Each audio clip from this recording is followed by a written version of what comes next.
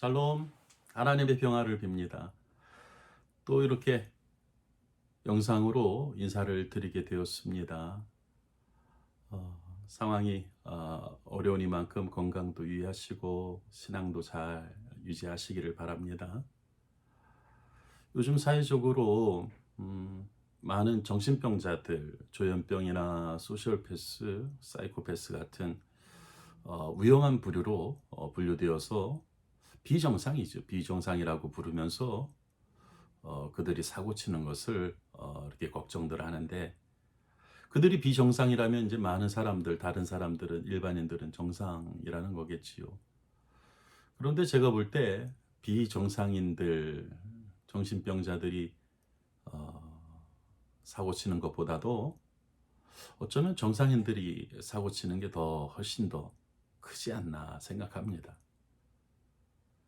2차 대전 때 600만 명의 유태인들이 학살을 당할 때 그 일을 추진하고 관리했던 독일의 이 관리인들은, 그 수많은 관리인들은 이성적이고 합리적인 사람들이었어요. 정상인들이었어요. 그들이 정신병자들이라고 불리지 않는 사람들이었지요. 그런데 그들은 아무렇지도 않게 그런 일을 자행하지요. 지금도 세계에서는, 한쪽에서는 수많은 사람들이 굶주림 속에 있는데, 한쪽에서는 천문학적인 그런 비용을 들여서 핵무기와 전쟁 무기를 만들고 있으니 이게 어떻게 정상적일 수 있겠습니까? 또 슬픈 것은 인류 역사상 한 번도 계급이 없었던 적이 없었다는 거예요. 늘 최근까지도 주인과 종이 있었잖아요. 노예가 있는, 그 천민들이 있고 귀족이 있는, 아니 똑같은 생명인데 너무 웃기지 않습니까? 그런데 사람들은 늘 그렇게 차별을 하고, 힘센 사람들이 약한 사람들을 억압하고, 대부분의 일은 약한 사람들이 했지요. 그리고 귀족들은 놀면서 권력을 누리는 이 비합리적이고 비정상적인 세계를 유지해 왔어요. 지금은 얼마나 많이 개선됐는지는 모르겠습니다만, 그러면서 자기들이 정상적이라고 생각을 하고 있으니 착각이지요. 제가 볼 때는 그 속에는 하나님의 개입이나 하나님의 다스림의 어떤 뜻을 따라가고 있는 것 같지는 않아요. 그런데 감사한 것은, 하나님의 구원은, 하나님의 관심은 늘 약한 자들에게 있었다는 것이 얼마나 감사하고 이 대반전 아닙니까? 세상에서는 강한 자가 승자인데, 하나님의 나라는 이 약한 자를 승자로 만들어요. 이 출애굽의 역사를 보십시오. 애굽의 주인이 있고 노예가 있는데 누가 과연 구원을 받고 하나님 나라가 되어지는가?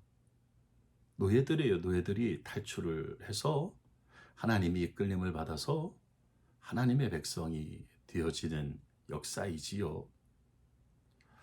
예수님도 산상수훈에서 뭐라고 말씀하시냐면, 가난한 자는 복이 있나니 천국이 하나님 나라 아닙니까? 하나님의 나라가 저들의 것임이라.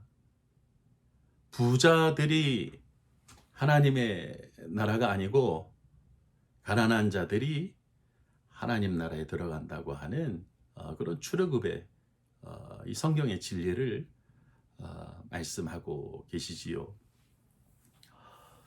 왜 약한 자들이 구원받는가? 강한 자들은 병들었잖아요. 모르잖아요. 자기들이 얼마나 정상인 것 같지만 비정상적이고 왜곡되고 비틀어진 반 하나님 나라의 질서를 유지하고 있는지, 그것을 회개하지 않으면 구원이 힘든 것이요. 어거스틴이 세상에는 두 왕국이 있다고 얘기를 했어요. 세속의 나라. 세속의 나라는 늘 1등을 추구하고 이 강자가 되려고 하고 상향하는 그런 구조이지요. 세상이지요. 예수님이 빌라도 법정에서 내가 사는 나라는 너희들의 나라와 다르다 하면서 하나님의 나라를 말씀하신 것 아닙니까? 이 하나님의 나라는 거꾸로예요. 상향하는 게 아니라 하향합니다. 낮은 자들의 땅이에요. 예수님이 이 땅에 마구간으로 오셨고 가난한 자로 태어나서 가난한 자들과 약한 자들과 함께했고 버텼고, 그리고 가장 가난한 자의 십자가에서 올라가지 않으셨습니까? 그렇다면 하나님은 강자가 아니라 약자의 편이고, 하나님의 나라는 가난한 자들의 나라이지요. 오늘 성경 말씀도 이사야 선지자에게 하나님의 영이 임했어요.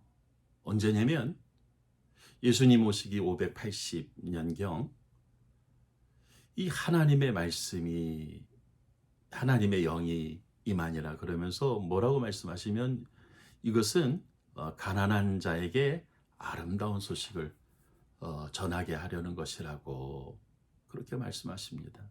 누가 가난한 자들인가? 이스라엘이 바벨론에, 그 힘센 바벨론에 다 끌려갔잖아요, 종으로.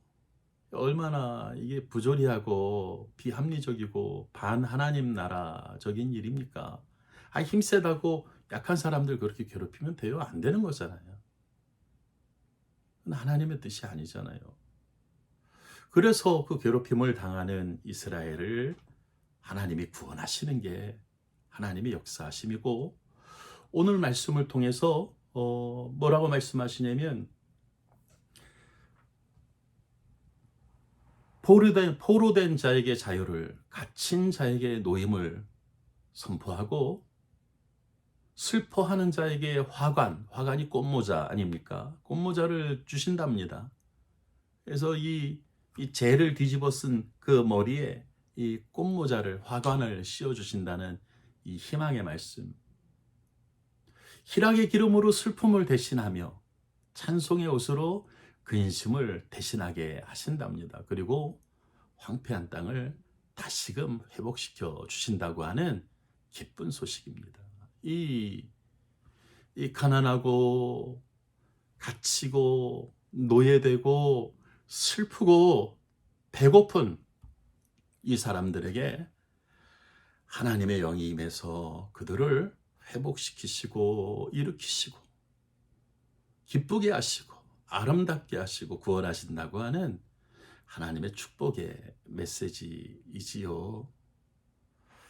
사랑하는 성도님들, 이것이 하나님의 뜻입니다. 오늘 이 말씀을 묵상하면서 첫 번째로는 우리들에게도 하나님의 나라가 이루어지기 위해서는 하나님의 영이 임해야 하겠다. 하나님의 영이 왜 중요한가? 하나님의 영이 오시지 않으면 내가 얼마나 비틀어지고 왜곡되어 있는지 몰라요. 내가 정상인 줄 알아요. 그런데 진리의 영, 하나님의 영이 오시면 하나님의 뜻을 알게 되고, 우리들이 얼마나 비정상적인 하나님의 생명이면서도 얼마나 세속의 나라의 생명으로 살았는가 알게 되는 거죠. 그래서 하나님의 영이 우리에게 오셔야 하는 것이지요. 우리들의 왜곡된 마음을 바로잡을 수 있습니다.